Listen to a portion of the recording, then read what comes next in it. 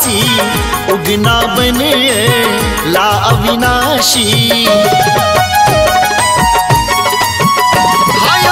हम मैथिल छी मिथिलावासी उगना बनिए ला अविनाशी। विद्यापति के दुवरिया सुंदर मिथिला नगरिया, देखो देखो अपन मिथिला नगरिया। हम मैथिल छी मिथिलावासी उगना बनिए ला अविनाशी। विद्यापति के दुवरिया सुंदर मिथिला नगरिया, देखो देखो अपन मिथिला नगरिया।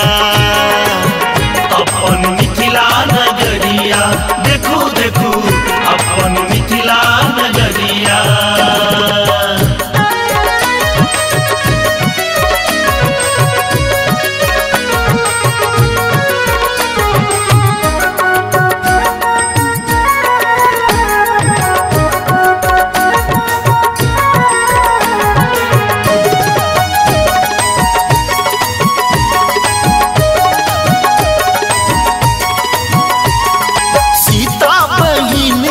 राम भेला पहुना मिथिलावासी के लब कुश भगना। बुझलो सीता बहिन छथि राम भेला पहुना मिथिलावासी के लब कुश भगना।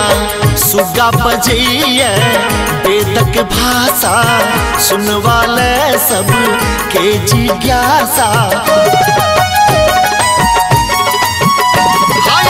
सुगा बजैया वेदक भाषा सुनवाले सब के जिज्ञासा। भार जता उठबैया भरिया सुंदर मिथिला नगरिया, देखो देखो अपन मिथिला नगरिया। अपन मिथिला नगरिया, देखो देखो अपन मिथिला नगरिया।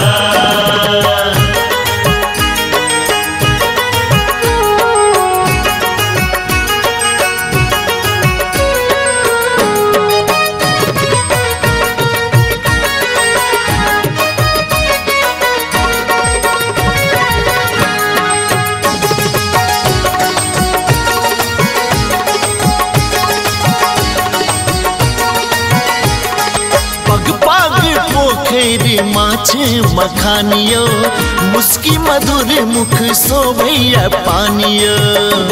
इह अपन मिथिला छी। पग पग पोखरी माछे मखानियो मुस्की मधुर मुख शोभैया पानियो।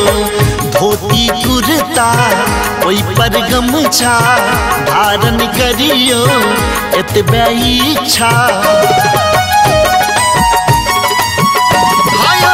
धोती कुर्ता ओई पर गमछा धारण करियो एतबे इच्छा।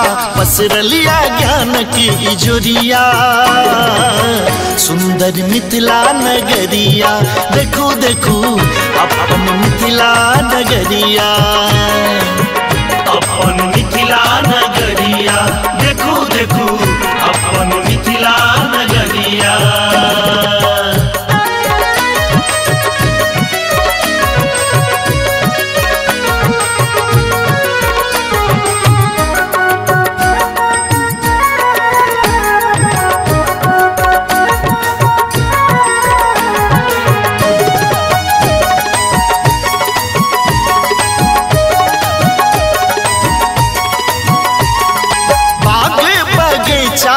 खेत खरिहानियो खल खल हंसैत वेच अंगना दलानियो।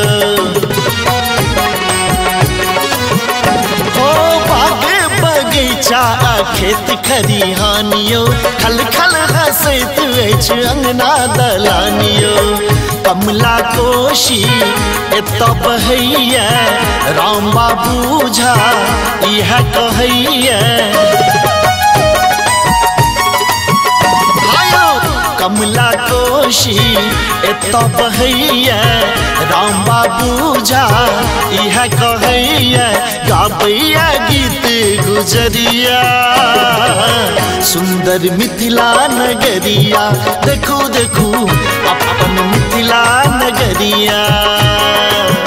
अपन मिथिला नगरिया देखू देखू अपन मिथिला नगरिया।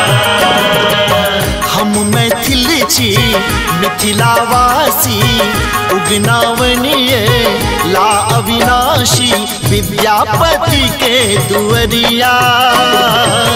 सुंदर मिथिला नगरिया देखू देखू अपन मिथिला नगरिया।